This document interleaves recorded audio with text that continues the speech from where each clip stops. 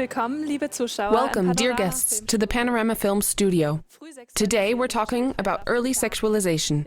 Who wants it, what is it supposed to do, and foremost, where does it even come from? Our studio guests are history professor Michael Vogt and Dr. Claudia Haunit. Panorama-Film stands for ethically and morally high-quality films. Therefore, it was no easy task to reveal all the facts, what has happened, and the intolerable practices surrounding this topic as it is done in this documentary. Even simply speaking of various happenings, so says Ivo Sasek, creator and director of this film, borders on immorality. But since we had the impression that all of this will push itself through on a global level, if it is not relentlessly revealed in a timely manner, Panorama-Film chose this uncensored publication. So we hope you don't have fun watching this film. Buckle up and make your own opinion. Heaven and earth shall pass away, but my word shall not pass away. Words are not without meaning. Words are power. They can manipulate us towards the good or the bad, to life or to death. It is therefore of greatest importance to whom we lend our ear, to whom we trust our life. Whoever leads someone to drive too fast into a sharp curve endangers that person's life. We can fight over laws, but whoever disregards the law of gravity, even if it's in the name of tolerance, easily puts others in peril of life. After a long time, in every era, useless ideologies plunged whole nations into poverty, sickness and misery. We entrusted ourselves to such political, economic, religious and other false teachers and were sadly disgraced. If on top of this, the paths that we've realized to be wrong are stubbornly defended, it becomes incredibly difficult to leave them again. We know whom we've trusted in the past, and we know what has come out of it. But whom shall we trust our future? Do we dare let the time change keep on going in this direction it is currently taking? First of all, a time comparison. Legally, we need to note that all of the following thoughts stem from purely factual and unbiased scientific motives and not from motives such as anti-homosexuality. 3,500 years ago, whole national unions swore to keep the so-called Mosaic laws. They did this because they had previously gone through catastrophic national developments and experiences. The laws of Moses were therefore sacred. Cursed is everyone who does not abide by all things written in the book of the law to perform them. But what, among other things, do these laws include? If a man shall join himself with a male as with a woman, both of them have committed a detestable act. They shall surely be put to death. Their blood is upon them. We don't want to use these reminders to judge or even condemn, but to matter-of-factly state where we come from and where we're headed. This is important for us because the biblical statements are declared as protection from impending catastrophes that would directly befall us if we should disregard them. So that the land will not spew you out should you defile it, just as it has spewed out the nation that was there before you. It's an easy calculation. If God really is the inspirer of biblical instruction, then woe to us if we disregard it. Yet, this age-old curse threat has morphed in such an obscure way into the unscrupulous, most contrary demand you can imagine. The gay and lesbian organizations, who are obviously plagued by AIDS and all kinds of deadly evil, demanded that they be unconditionally accepted because the rejection supposedly is the cause of their bad condition. Because of lacking acceptance, same-sex lovers are at a higher risk for committing suicide, infecting themselves with sexually transmitted diseases and HIV, suffering from depression and other illnesses, and are more susceptible to having problems with addiction. And all of this because they are not accepted. At this point, we ask merely unbiased and responsibly, what if Moses, a man who's seen as inspired by God and the holy prophets, really did know better than the postmodern sexual educators? What if the leaders back then simply knew more than the leaders of today.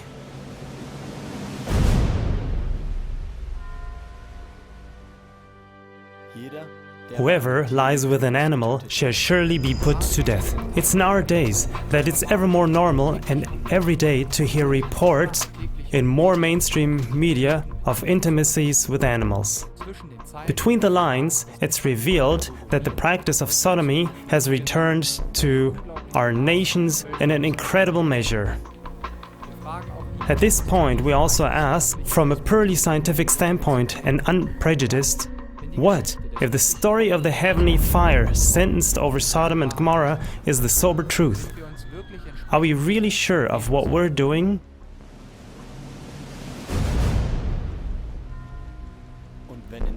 Now the man or the woman who is a medium or a spiritist shall surely be put to death. They shall be stoned with stones, their blood is upon them. Whoever has recently seen the German TV show on Set 1, The Next Uri Geller, with all the mentalists and black magicians from Bern, whoever has opened any number of newspapers and seen the massive horoscopes, fortunes, etc., or who had heard the radio airs with the tarot card readers, etc., can confirm that things that once were under penalty of death have become completely normal for us again. We simply want to ask responsibly, do we know with enough certainty what we're doing?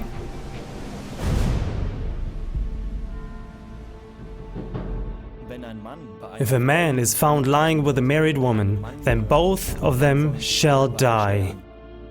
The man who lay with the woman and the woman. Thus you shall purge the evil from Israel. At the end of the 60s, the flower power movement forced an incredible upheaval of values and the moral standards of society. This movement saw itself as a sort of anti-war revolution. As an opposite pole of the war-happy doings of the government, they infiltrated society with a pacifistic philosophy of free love, of human freedom in general, and drug use. The floodgates were opened. Love was redefined, love meaning sex can't be something bad, no matter how. Now that every second marriage is divorced and almost every other is ruined, reports of and even urgent recommendations to cheat, have bisexual experiences, trading partners, etc., today belong to the most everyday guides in many printed, sound, and picture media sources. Here, we also need to ask scientifically, what were the past experiences and practical reasons why adultery was one day placed under the death penalty? Is that which used to be worthy of death really completely danger-free today and suddenly non-lethal? Who carries the responsibility in case today's opinion makers are making an enormous mistake?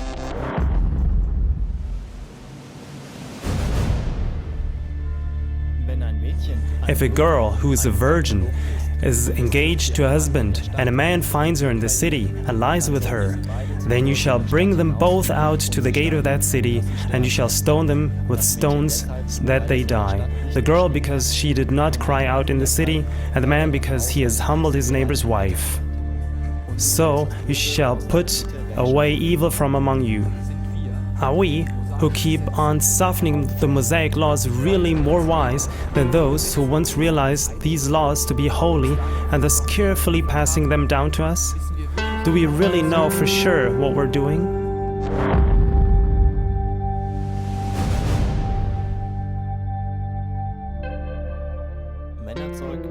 A woman shall not wear man's clothing, nor shall a man put on a woman's clothing. For whoever does these things is an abomination to the Lord your God. The last few decades included more than just women wearing men's clothing and men wearing women's clothing. The new boom and thus blockbuster is gender transformation. Countless transplants have surgically placed male genitalia on women and female genitalia on men. The love and street parades are living documentation of the most radical time change in the history of mankind. They're full of unscrupulously defiling masses and self-exhibitionistic transvestites, gays, lesbians, bisexuals, etc. But even that is yesterday's news. What's in today is every person should get the legal right to decide their own sex. The question is that we need to research and answer in this topic is, are we sure we can afford such developments? Everyone is free to believe what he wants.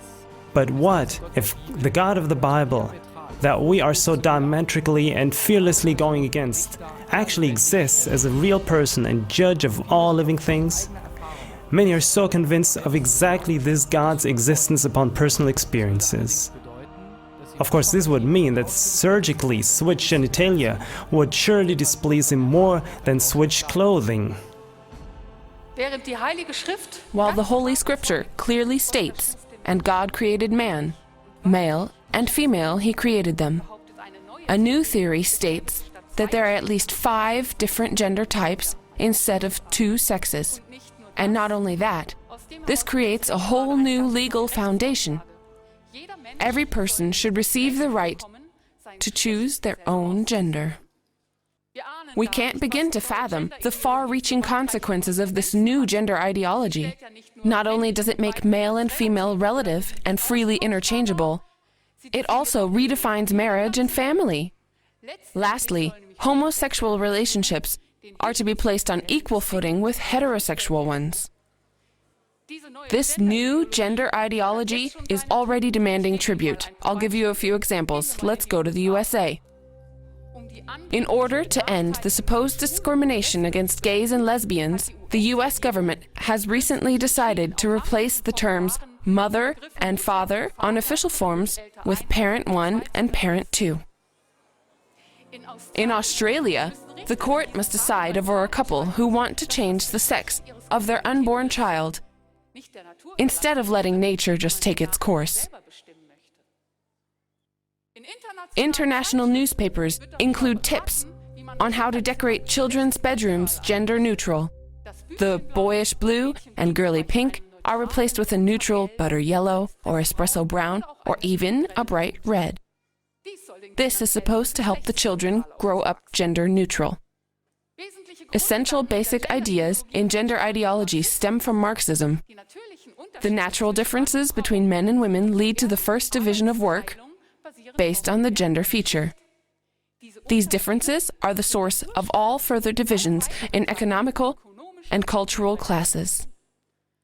Difference is therefore unequal and inequality is unfair. The ex-Daily News spokeswoman for the German news channel ARD, Eva Hermann, says in Meinung, Macht und Medien, Opinion, Power and Media, gender mainstreaming is the biggest and most dangerous re-education program of mankind. But less than 5% know about it. I can tell you what feminists have to say about gender. It might be because of discrimination of women that men and women get different scores in high-performance sports. Well, let's just not comment on that. And another topic. Do we know what social conflicts these new teachings can trigger? It's not a coincidence that Orthodox Muslims and Jews are on one side in the gender matter. Coming from Abraham, they have the same roots. Just recently, Israel decided judicially that women have to sit in the back of certain bus lines so that men and women are separated during the trip. Everyone knows that Orthodox Muslims are bound to the Quran and the Jews to the Torah or the Talmud. They are therefore still bound to the viewpoint of the Old Testament, and this is certainly not too gentle. In extreme cases, it calls for the total elimination of all blasphemous happenings. That also counts for the Gojims, meaning us sinners from the heathens. But New Testament Christianity speaks out against gender as well. But it's only bound to unconditional love for one's neighbor, resistance and humility, and self-discrimination. Consequent Old Testament thinking is not quite as humble and reserved. At some point, it calls for unconditional holy war. And since the gender ideology is already a worldwide decided matter, In Switzerland, it is supposed to be definitely introduced in Lehrplan 21. It's only a matter of time until the first terrorists with explosive belts show up in the media centers for newspapers, TV and radio stations in order to nip this evil in the bud. But let's not think that editors, journalists, radio and TV station managers are the only ones whose lives are in stake. No, the lives of whole nations are in danger. Unless, of course, we counter the gender ideology like the Chinese. As an answer, they send the little girls to the boys' restroom so that they realize that there really is a difference between men and women as they stand in front of the urinals.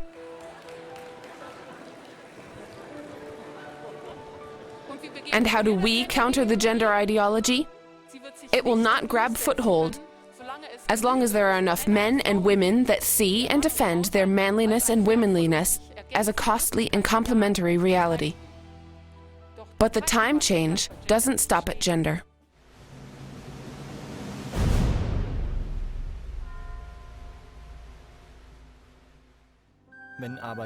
But whoever shall offend one of these little ones which believe in me, it were better for him that a millstone were hanged about his neck, and that he were drowned in the depth of the sea. Take heed that you despise not one of these little ones, for I say to you that in heaven their angels do always behold the face of my Father which is in heaven. For truly I tell you, until heaven and earth disappear, not the smallest letter, not the least stroke of a pen will by any means disappear from the law until everything is accomplished. Whoever teaches man holds power over them. Our children stand under an ever-expanding power influenced by educational directors, teachers, and as of late, sexual educators from the outside. What is their source? If you seek, you will find. By the convincing words and deeds of Jesus, a new era had started. Do today's teachers even know what they're doing when they, against all of his holy warnings, sexually educate children from the youngest age and sexually stimulate them, in short, undergo early sexualization? Are the up-and-coming sex experts more competent than Jesus of Nazareth? Were you, dear viewer, ever even told about the global efforts to sexualize our children at the earliest ages? Once again, we're supposed to break a final taboo. Sexual contact with children, with underage persons, is supposed to be legalized and promoted. Our hearts almost stop beating when we read of the newest plans and intentions of the highest acclaimed sex educators. Leading educators like Helmut Kendler teach that the current child protection is, in reality, child hostility. He makes the outrageous claim, sex with children isn't abuse, but it's the child's right. The right of the child to sexual satisfaction. True child protection would be the protection of self-determination sexually. They are obviously camouflaging child abuse as education.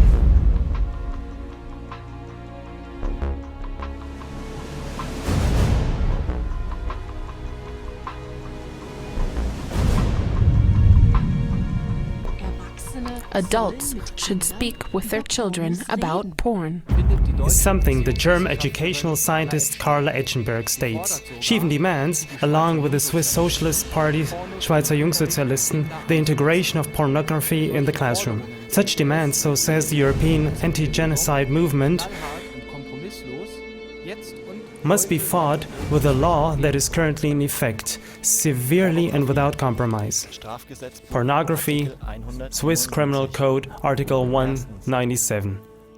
First, any person who offers, shows, passes on or makes accessible to a person who is under the age of 16 pornographic documents, sound or visual recordings, depictions or other articles of a similar nature, pornographic representations or broadcasts, any of the same on radio or television shall be liable to a custodial sentence not exceeding 3 years or to a monetary penalty. Second, any person who exhibits in public articles or representations as described in paragraph 1 or above, or shows or otherwise offers the same unsolicited to others shall be liable to a fine. Also, children should be safeguarded from pornographic products and everyone kept safe from taking in images of sexual content against their will. See also Article 358, an order on television services from March 25, 1992, Article 18a, paragraph 1. The child rights movement HB also demands that this principle consequently be applied to cell phone distributors because practically every child has a cell phone in their pocket. The following excerpts are from the foundational thesis of Education and Schooling of the Competence Center of Sexual Education and Schooling at the Swiss University, PHZ, and state: the child is a sexual being. Foundational for sexual education is the definition of mankind as a sexual being in need of education, or, in other words, affirming children and youth as sexual beings. But even this first, fundamentally twisted conclusion opens the door for pedophiles.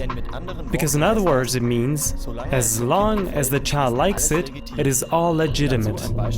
Here an example out of the foundational thesis and the website of the Competence Center. Age 4 through 5 years. The kindergarten level is depicted as follows: doctor games, lustful self-realization, self-stimulation, that means orgasm-like reactions are of interest, also role-playing games, including families with 2 fathers or 2 mothers, as well as kissing, sexual intercourse, erotic interest in the own parents, open displays of nudity in genital games, experiences first deep friendships and relationships. This results in the following focal point in the classroom. A. Naming body parts, including genitals. B. Experiencing your body in a playful way, including sexual stimulation. C.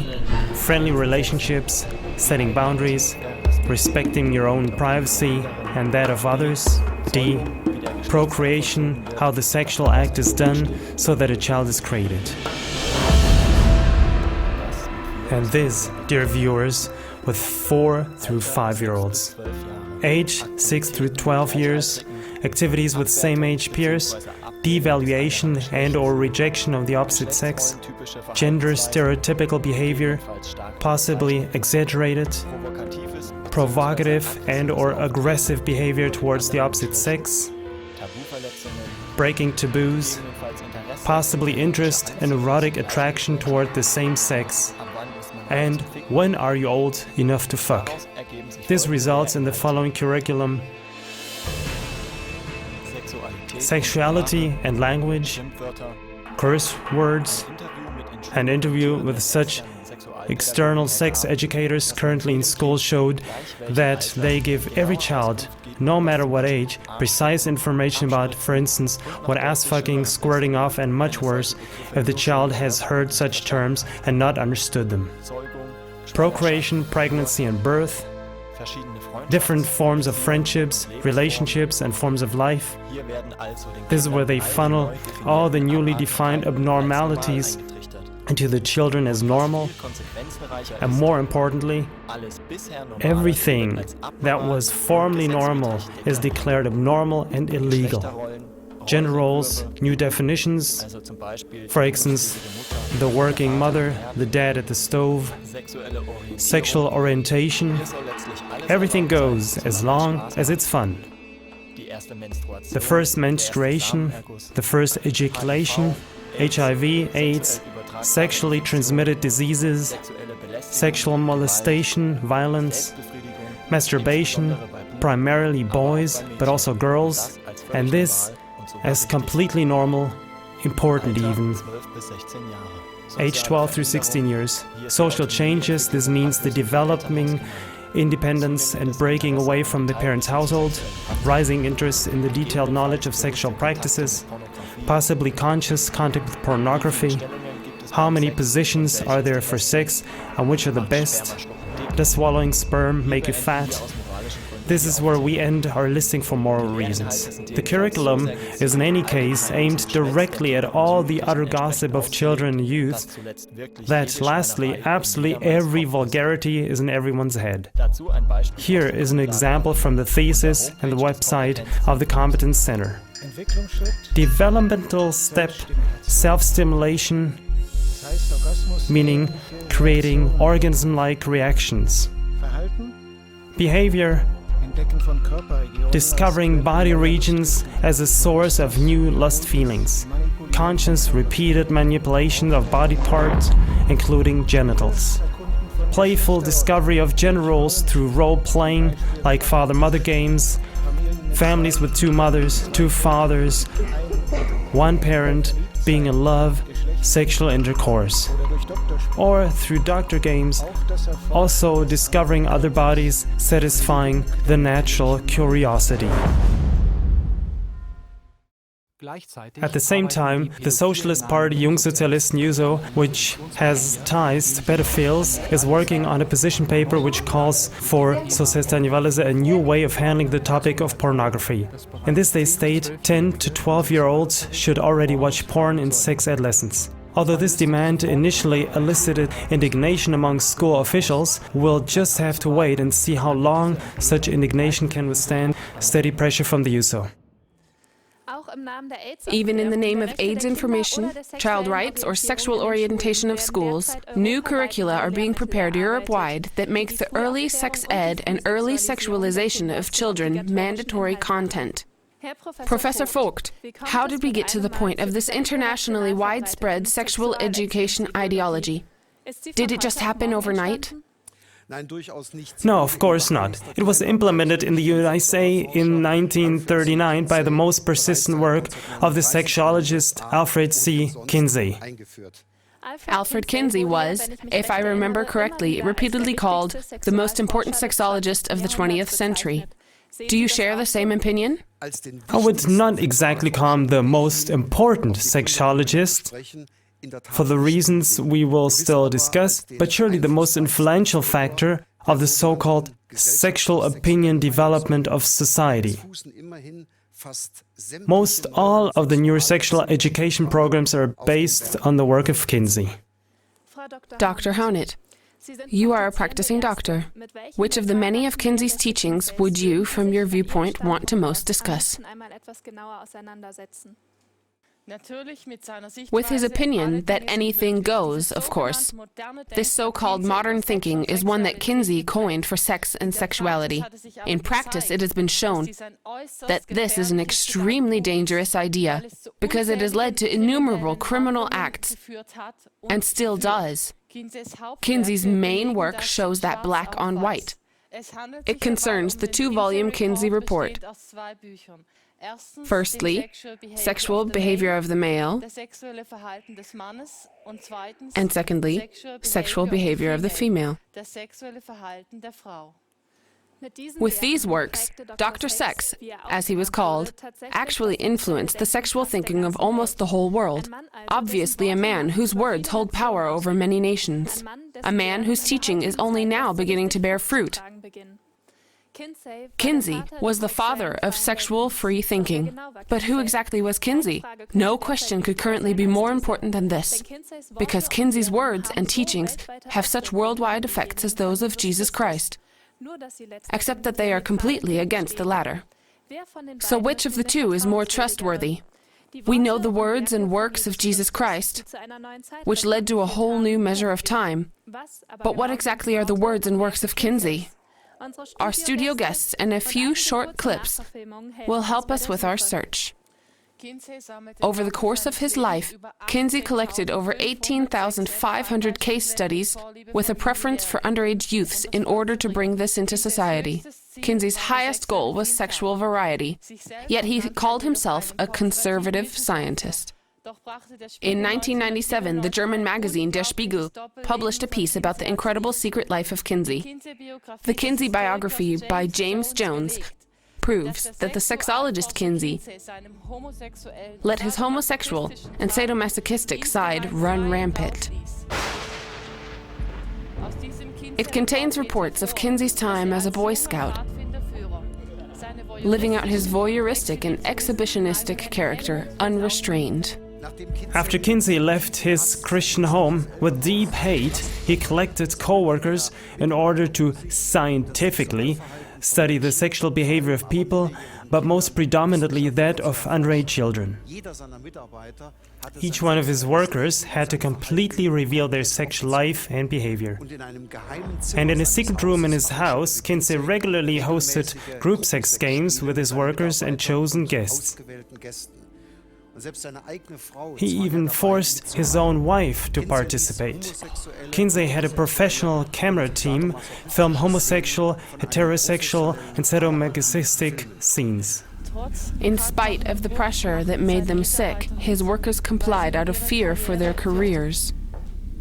People working for Kinsey were, for instance, Clyde Martin, who had no formal training in statistics. And yet he was in charge of the statistical analysis of all data. The whole deal was even financed by the Rockefeller Foundation. Later on, they repeatedly stated that they demanded a professional statistician, but Kinsey could not be budged. Kinsey himself suffered from extreme sadomasochism. He supposedly undertook brutal and incredibly painful manipulations on his own genitals over and over again. Besides his homosexual relationships to his co-workers like Pomeroy and Martin, he also was a part of the homosexual scene in Chicago.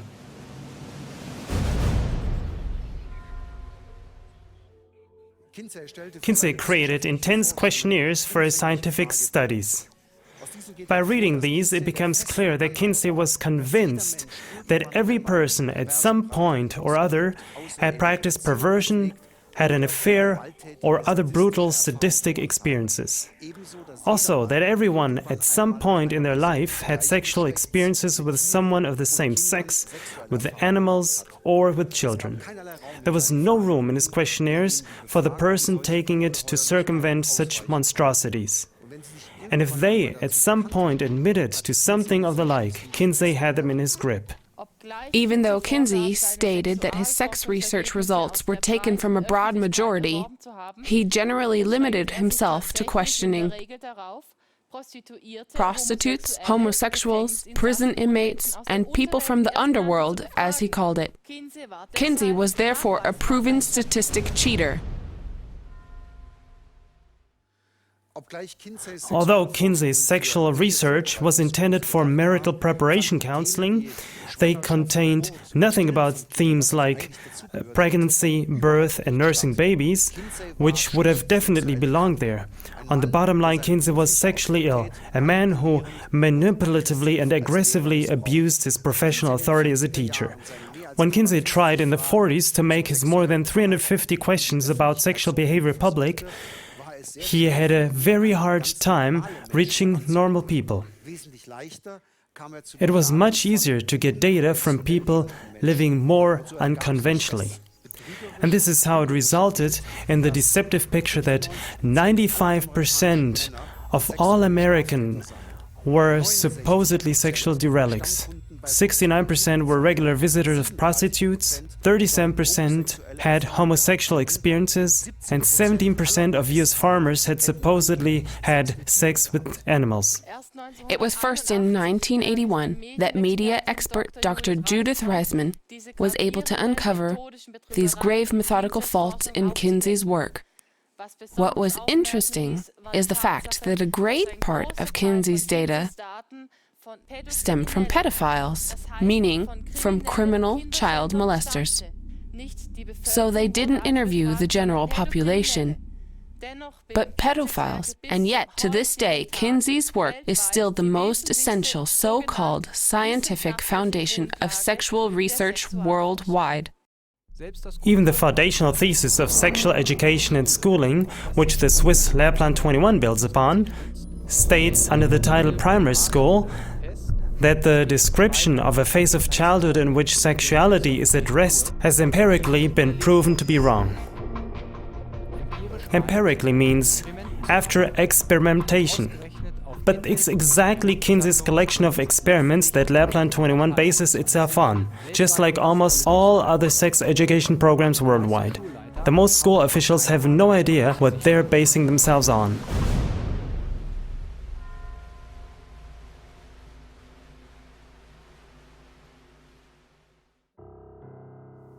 That's when you're young, and it's just too early, I think. In all honesty, that sounds ridiculous.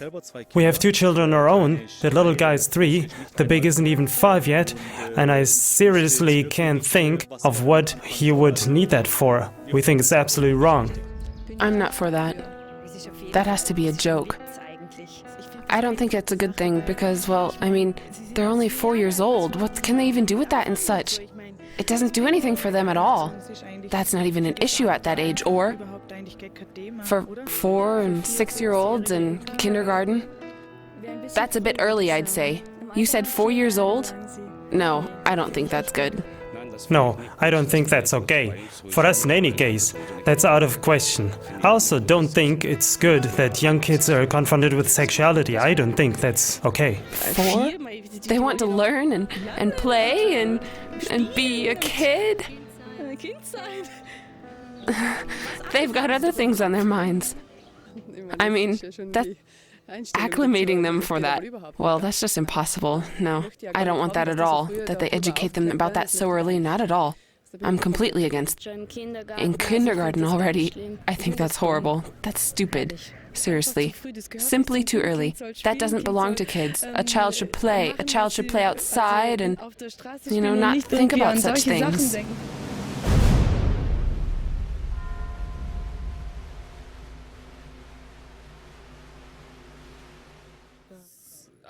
Well, I can't even picture it. That's totally abnormal. It's inhuman. Impossible. Well, that's really bad. There are probably people who use that opportunity to get some. I've never thought of that. That would be the worst thing I could ever imagine. It shocks me to hear that. That sounds pretty weird. In no way is that good. But if I put my kid in kindergarten and knew that, I would be so mad, but I don't know what I'd do. Bad, not good. Excuse me? That's too crass. No, now I think even less of it. To touch a child like that, one that maybe can't even walk yet, that's where I draw the line. That gives me goosebumps. No, I don't think that's good. No, then I'm totally against it. That's total idiocy, such a study. Even if I use my normal everyday mindset for the whole topic, I know it's just stupidity. Ask the parents with kids, they know how children develop. I don't have to motivate a child to sexuality. In Sexual Behavior of the Human Male, Kinsey declares that his book only contains data from 5,300 Caucasian men and boys, although he supposedly held the data from 6,300 male persons. Alan Wallace, one of the USA's most renowned statisticians, analyzed this claim and came to the conclusion that the book only contained 4,120 persons.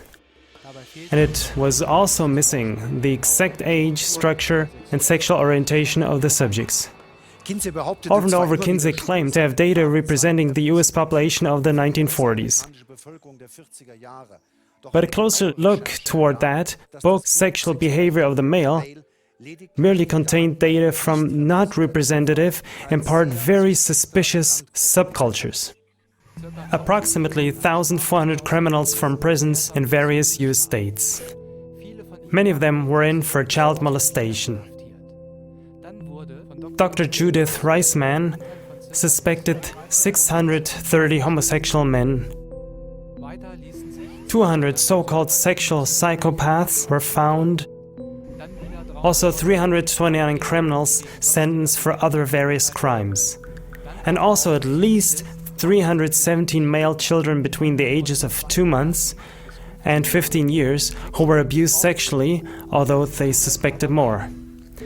There were 350 students with odd behavior. And last but not least, there was a person group of criminals that Kinsey simply declared to be the underworld. A clear case of lies and propaganda by cheating statistics. When Kinsey was repeatedly criticized for this, he said that this perception was based on the old opinion that criminals were different than the rest of the population.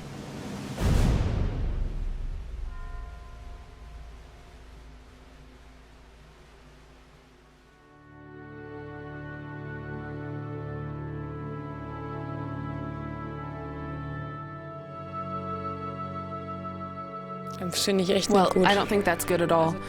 That they practically base the principle on some extreme cases. I don't think anything of that really. Yeah, that's sick. So, why do they ask groups like that? That's not an average. That's just weird. More than impossible, yes, I think so too. I think a lot of people would be upset if they knew something like that. Then they would give completely different answers if they knew that they had such a bad history or a bad life beforehand. That's just terrifying.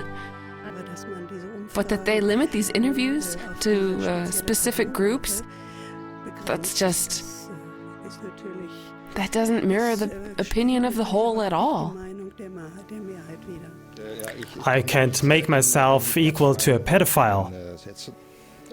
That somewhat surprises me. The statistics that there's no difference. That raise the question of whether this concept can work for prevention. No, they shouldn't have been asked at all. Well, I just can't imagine it, because those people are sick, and the general population isn't sick. That's the problem with interviews. You can put anything into a person's mouth, or I don't think a lot of this. I don't think that's okay that they use their opinions. But those just... they're not competent people. But asking those who actually hurt children or other people with that topic, asking them, I don't know if it makes sense, or if it even fits into the topic. I mean, those are sick people. They shouldn't be in public anyway. With that sickness to the moon. That's where they belong.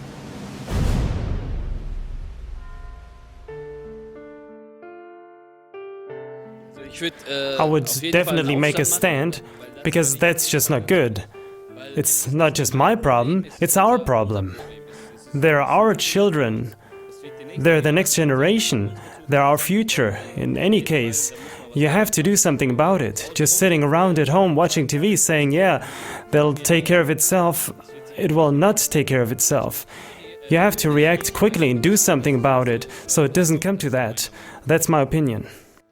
Decline, I suppose. Forbid it. Whoever touches a child like that should legally be punished very highly and as fast as possible. Possibly even sentenced.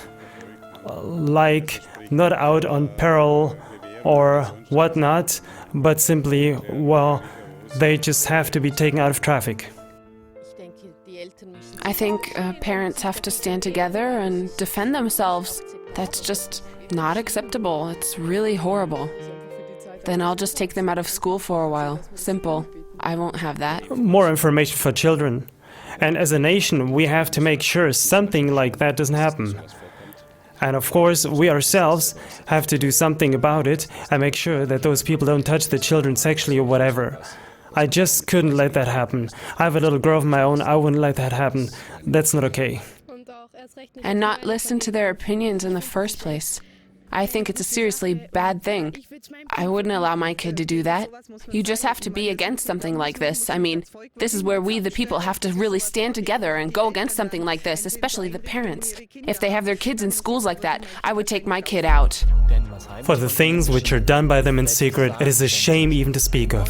When Kinsey's book Sex Offenders was published in 1965, he defended sexual abuse of children with the words, "The repulsion with which society views adults who have had sexual contact with young children negates itself when we study the behavior of other mammals. Sexual activity between adults and immature animals is current and seems to be normal from a biological viewpoint." Did we hear correctly? Kinsey saw men merely as another kind of mammal?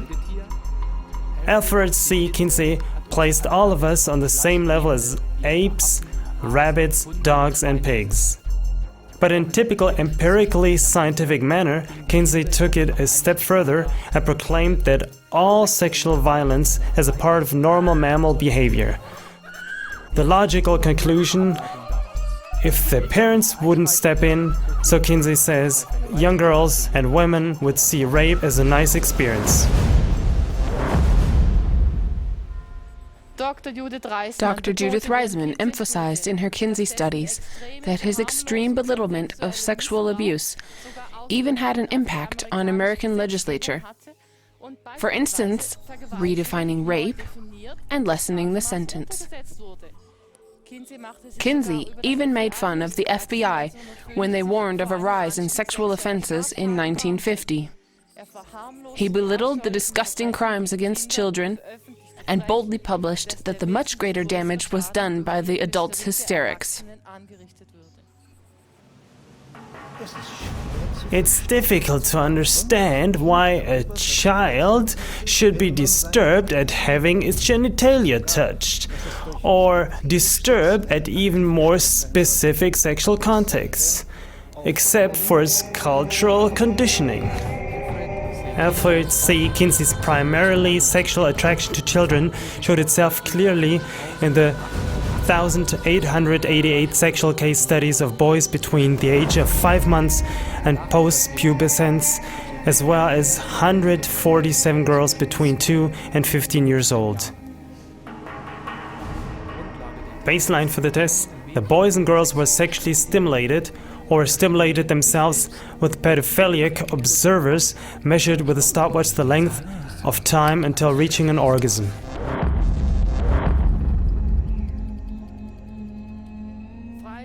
Of course, Kinsey denied having conducted these tests himself, but this claim releases him from guilt about as much as someone who doesn't exactly murder, but sends a hitman to do the job.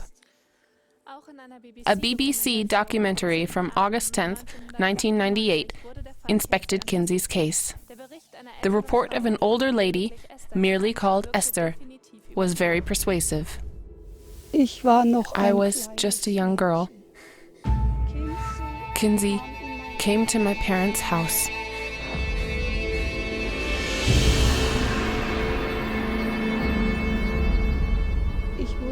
I was molested by my father and grandfather.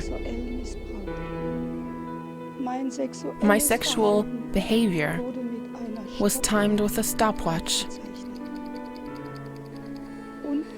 and filmed. They sent it all to Kinsey.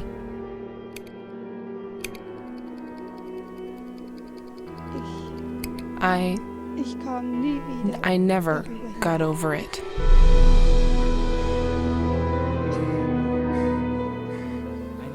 A team member, Paul Gebhardt, admitted in an interview in 1992 that the Kinsey team recruited pedophiles for getting scientific data on supposedly normal child sex.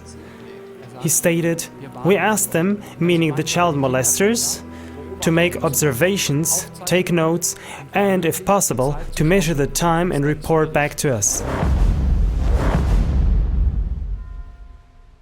Judith Reisman's studies show that children were molested over the course of months and years while their tormentors passed the records on to Kinsey as scientific data. Kinsey supposedly received the most data of the sexual behavior of children from Mr. Green, a serial rapist, from whose experience also stems the 6 types of orgasms of infants and young boys.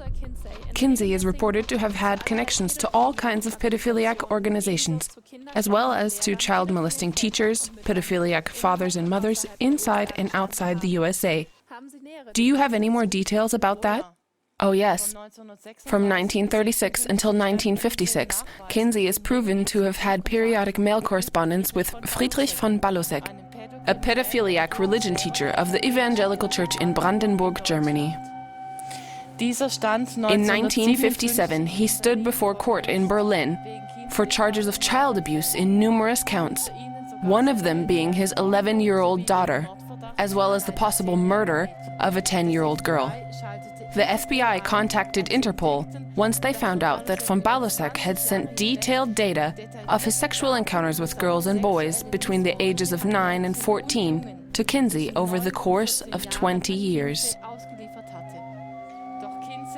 But Kinsey refused to hand over the sex diary, under the pretense that he didn't want to harm the good name of the pedophiliac criminals.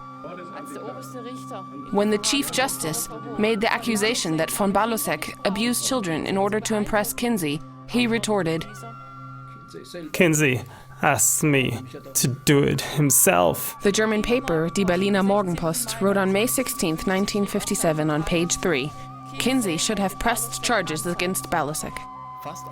Almost all of today's sex education programs base themselves directly or indirectly on Kinsey. It's time for society to finally say goodbye to Kinsey and his criminal foundation research and turn towards the abused victims instead of the perpetrators driven by their carnal instincts.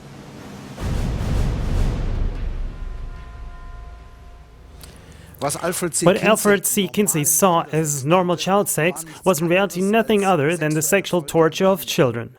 Kinsey had a passionate and perverted interest in the ability to orgasm, especially in underage persons, meaning prepubescent boys without ejaculation.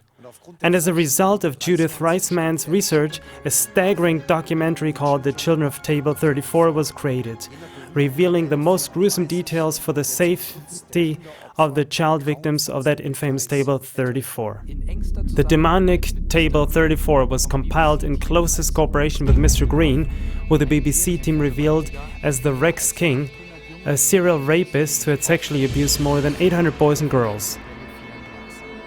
In it, Kinsey listed the orgasm ability of no less than 317 male infants and children.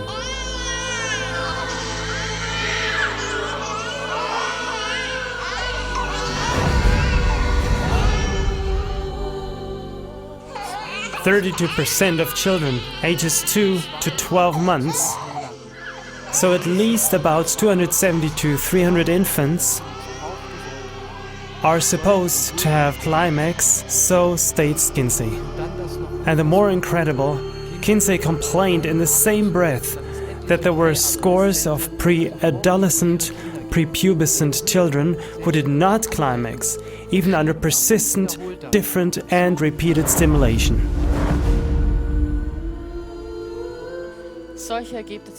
Such results can only be retained by massive human rights violation in the form of sexual assault.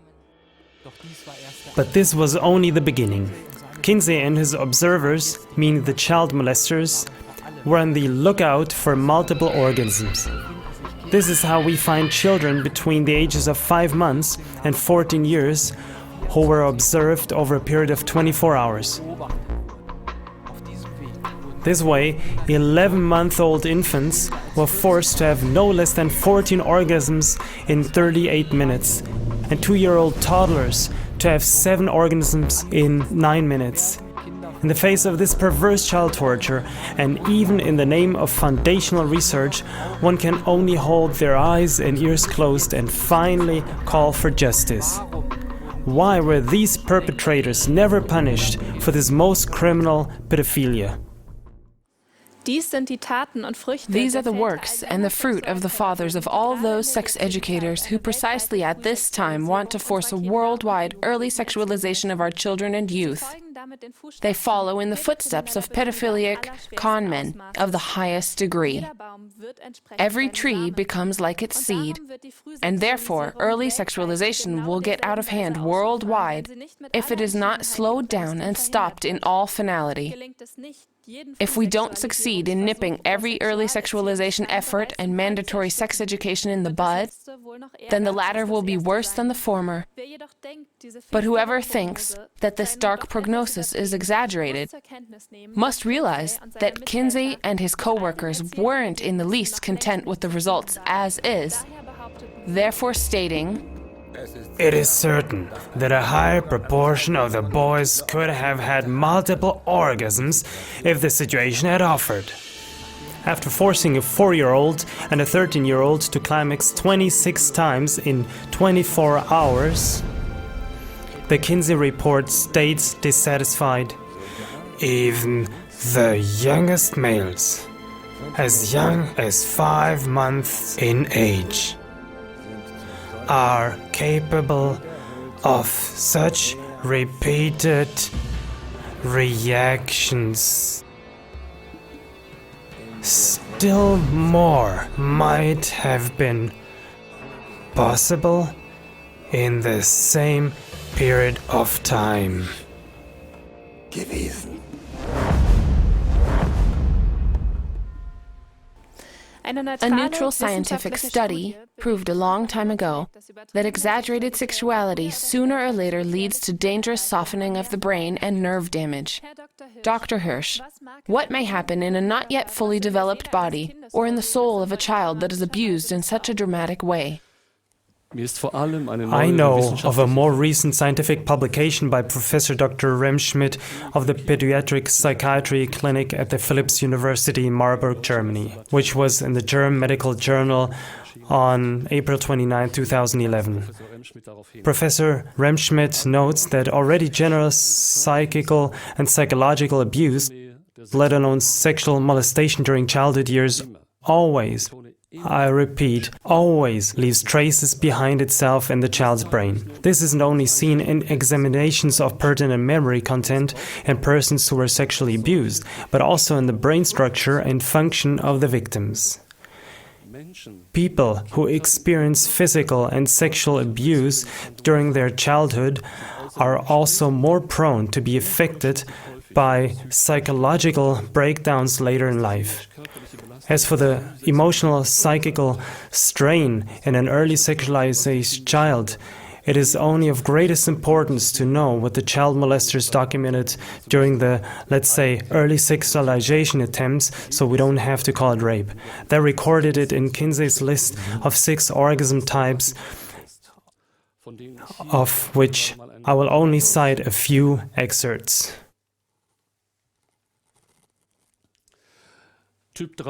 Type 3. Extreme tension with violent convulsion, often involving the heaving and jerking of the whole body. The legs often become rigid, muscles of abdomen contracted and hard, shoulders and neck stiff and often bent forward. The breath held and gasping, eyes staring or tightly closed. Type 4. Hands grasping, mouth distorted, sometimes with tongue protruding. The whole body or parts of it spasmodically twitching, sometimes synchronously with throbs of violent jerking. Still more violent convulsions of the whole body. Heavy breathing, groaning, sobbing, or more violent cries, sometimes with an abundance of tears, especially among younger children. Type 5. Culminating in extreme trembling, collapse, loss of color, and sometimes fainting of subject. Type 6. Pained or frightened at approach of orgasm. Some males suffer excruciating pain and may scream if movement is continued or the penis is even touched. But whoso shall offend one of these little ones which believes in me, it were better for him that a millstone were hanged about his neck, and that he were drowned in the depth of the sea. It was all pure child torture, and this is exactly what it will come to worldwide if we let early sexualization pass.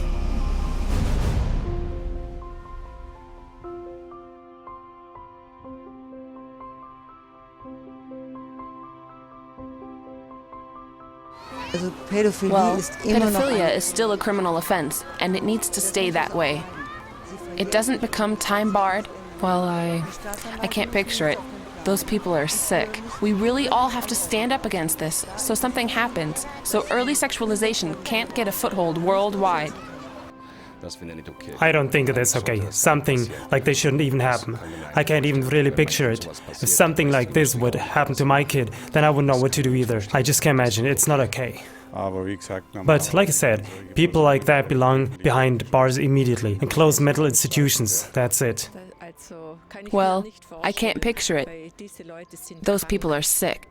It's horrible that something like this even exists, but they are, I have to say, pigs. I guess I didn't hear correctly. Sexual kinkiness and personal drives being misused for research purposes? That can't be. We need new laws to bring an end to this disgusting practice. I think it's terrible. Well, I can hardly imagine my daughter or son being touched or handled by someone like that, and as an infant. No way. It's shocking. Oh my god, that's gross. Yeah, I don't even know what to say. That's just not normal. Kinsey should have used the same enthusiasm to work on tightening laws after finding out what he did. Instead, he misused his research duty. Oh god, they should all go to prison and be shot. No. Seriously. A really bad punishment or so. Lifetime sentence. So they can't do that anymore. Because if they do it once, they'll do it again. This may sound harsh, but I have no sympathy for them whatsoever. They belong locked away forever. If such criminal child molestation is not to spread to a worldwide abuse epidemic, there is only one way to help: clarifying opposition. But not by making our children porn competent, but by radical federal protection against every early sexualization attempt. We must note that all of this filth was already systematically filtered into the nations as modern sex education in 1938. Of course, Kinsey never depicted the results of his research as the perverted experiments of a self-professing pedophile. Instead, he sold it as the first scientific proof that children were sexually needy from birth. But it's in our time, right now, that these criminal acts bear fruit in the worldwide call for the right of children to sex experience. Lehrplan 21 is to bring sex education into every Swiss school. As we speak, foundations are being laid and laws put into effect on various levels that make every refusal of the obligatory and comprehensive sex education in school a felony. The coercion of the sex ed program is already formulated in such a way that not even freedom of religion will be accepted as an exemption. No one's argument counts. Neither ethically moral objections from parents nor the refusal to participate by uninterested children. What kind of spirit is in charge here? And these laws have already come into effect. In 2010, parents in Germany were already thrown in prison for 40 days and faced €1,000 fines for refusing to send their children to sex ed. Only the people can say no to such sectarian, overly dictatorial force. We say no to mandatory sex ed. We say no to mandatory sex ed and no to comprehensive sex ed in schools. The Swiss nationwide program HIV and Sexual Transmitted Diseases of the BAG wants to ensure comprehensive sexual education. The foundational thesis, the BHS and BAG build a foundation for a lawful mandatory sex education for Swiss citizens. The BAG in Switzerland calls for comprehensive early sexualization in the name of epidemic prevention. Basel's school law is working towards, as a transition for Lehrplan 21, instituting early sexualization. In the name of child protection and mother counseling, they're pushing early sexualization in info brochures. There's no need for a pedagogical or educational eros, as the so-called reform educators want to make us believe. The fruit of reform education has, in Germany at least, been seen in full in the numerous abuse cases in boarding schools and other schools. Those who called for the so-called modern changes the loudest were also the worst perpetrators. Exactly this, and most likely worse, can and will happen with the introduction of early sexual education. It opens the floodgates for sexual abuse by such relevant people. We don't need our children eroticized. Moreover, and more urgently, we need our society to return to the time-tested educational moral standard that has respect for the Creator, that merely entrusted these children to us.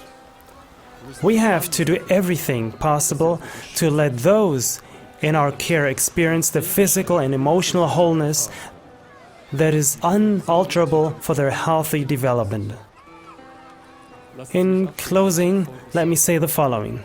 Whoever violates children and youths under their care, abuses their human right to physical and emotional wholeness, and has committed a felony that today must still be pursued and punished by the justice system. I fight as a doctor, as a father, and as a citizen of my country with all the legal means I have available so that this stays this way in the future. A mandatory sex education is almost legally passed. It cannot be refused with the argument of religious freedom, surpassed, or even criticized. But before these laws are finally passed, we need to ask ourselves 10 important questions. Why does the media not criticize Kinsey's human rights violating statements about sexual abuse in the same constant way it usually does even the most harmless sex affair of influential politicians? Where are all the sex experts? Was Kinsey not influential enough? Why does the media support Kinsey's child abuse so trivially, making themselves guilty by association per law for the torture of innumerable toddlers and children over the course of years? Why, after Dr. Judith Reisman revealed the facts, was there no public examination of Kinsey's data? Why did the German Federal Center for Health Education still publish Kinsey's data as completely non-critical in a representative brochure?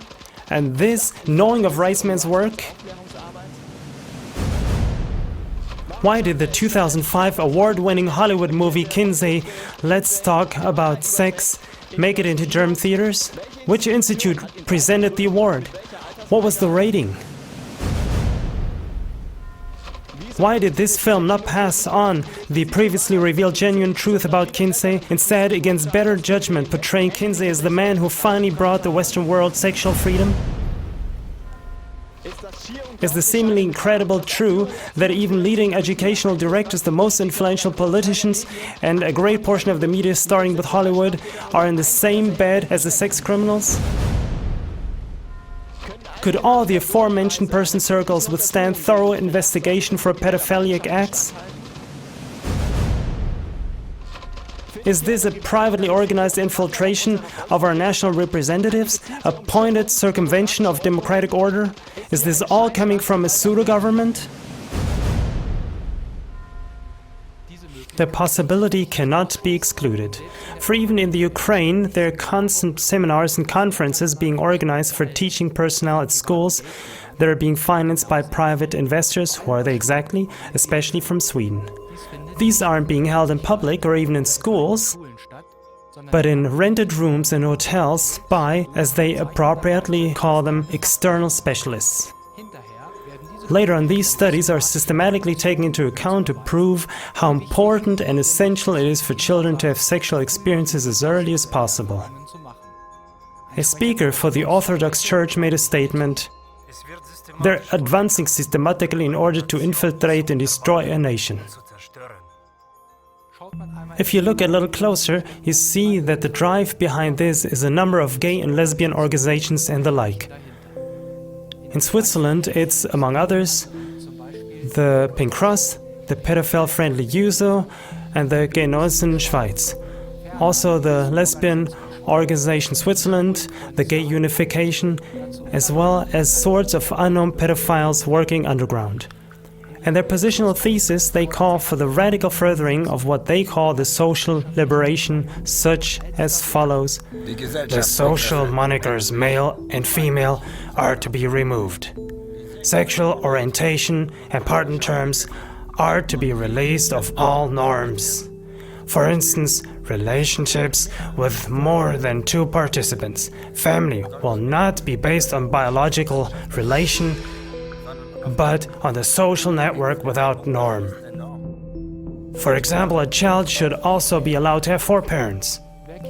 Whoever investigates Kinsey and his kind more closely will realize that their goals lie in the renaissance and return of the heathen rituals, in heterosexual and homosexual prostitution, in pornography among adults, among children, and among each other, and much more.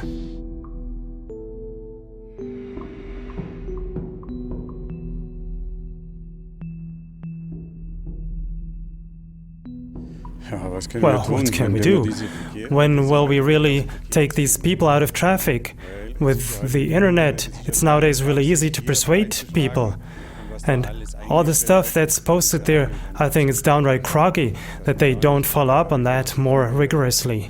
It's an easy thing to close or block these websites. I would go on the streets and collect signatures and do interviews and just do something about it. I wouldn't want that for my child.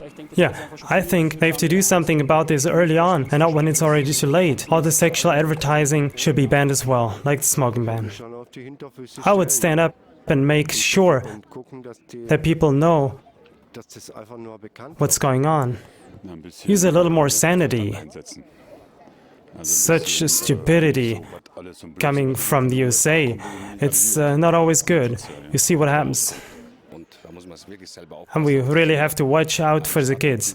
The state doesn't do much about that. They say, okay, have kids, but they don't really help at all, you know?